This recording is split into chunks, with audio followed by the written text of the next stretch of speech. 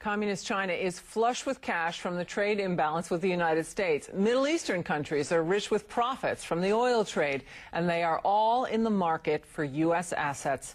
And there are major security concerns over foreign ownership of key American companies and institutions. As Christine Romans reports, America's own failed trade policies allowed this to happen.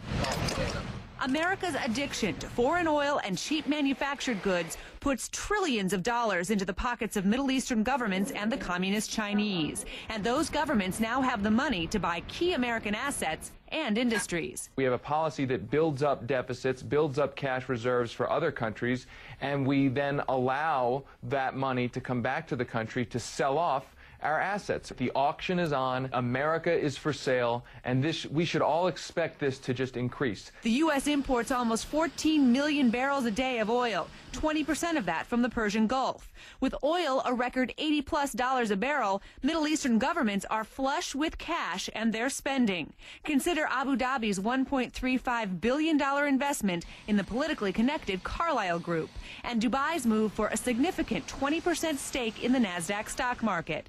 That investment drew immediate calls for a national security review. We must be careful of the kinds of investments made in our critical financial infrastructure, such as financial exchanges, as well as in utilities and other areas that are vital to the operation and security of this country. The Chinese government has already shown interest in American oil assets and clearly has the money to do it. The Chinese hold an incredible $1.3 trillion in U.S. currency and bonds. As Americans spend billions on toys, shoes, and clothes made in China, China can spend those billions to invest in U.S. industry.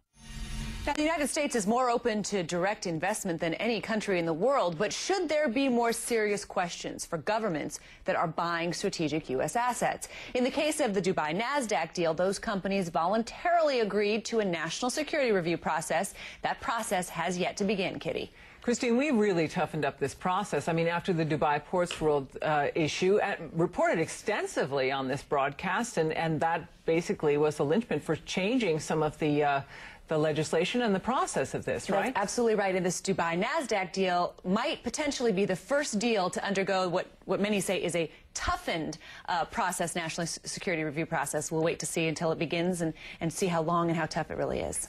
It will be a great test case. Thanks very much, Christine.